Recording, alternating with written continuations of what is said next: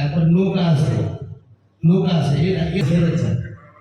তখন বলতেছে যে কি আপনারা যদি আমার চাইতে দুইটা রাষ্ট্র দিয়েছে যেহেতু পুরাতন পেট্রোল আমাদের 10 লিটার তেল তখন কিন্তু আমি খুব ভয় নাই যে ক্রাইসিসটা বিশ্ব থেকে বুঝির জন্য আসতেছে দেখা গেছে যে ধরনের অপ্রীতিকর ঘটনা করছে বিগত 17 বছর আমার কাছে আসে ক্রাইসিস থেকে বেরোতে পারবো কিভাবে সেটা আলাদা। এখন একটু ডেটাটা চেক করি যে আমাদের মানে তাকে ফুয়েলটা দেওয়া যেতে পারে এই গাড়ির রেজিস্ট্রেশন। মূল সমস্যাটা আপনাদের মতো আমরাও মনে করছি যে বাইকারদের বারবার ভুলে যাওয়া, এবং সেটার জন্য আমরা প্রয়োজনে আপনি যদি মানে 2 দিনের জন্য একজন বাড়তি লোক রাখেন, জাস্ট 2 দিন, তৃতীয় দিন থেকে আপনার মানে বাড়তি ওই যে বাইকারদের প্রেশারটা এমনিতেই কমে যাবে। যখন তারা দেখবে যে এখান থেকে তারা সুবিধা ওইভাবে পাচ্ছে না তখন কমে যাবে। এটা হার্ডলি 2 মিনিট লাগবে না, 2 মিনিট লাগবে না, তারপরেও ধরলাম 2 মিনিট লাগবে।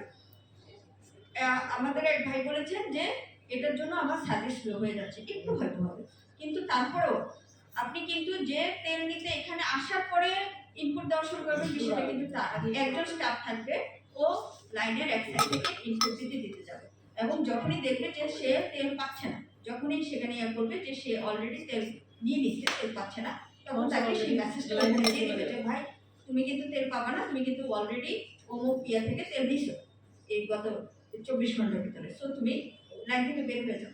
এভাবে যদি আমরা মানে লিঙ্কটা ইয়ে করে দিতে পারি তাহলে সেটা যার যার ঘরে বসে সে রেজিস্ট্রেশন করে নিতে পারবে, এবং সেখানে যাওয়ার আগে সে যদি রেজিস্ট্রেশন করে নেয়, তার যদি অ্যান্ড্রয়েড ফোন থাকে, তাহলে এটা আপনাদের জন্য খুবই ভালো হয়। এবং 90% এটা যদি আমরা প্রচার করতে পারি 90% আমার বিশ্বাস তারা রেজিস্ট্রেশন করেই যাবে।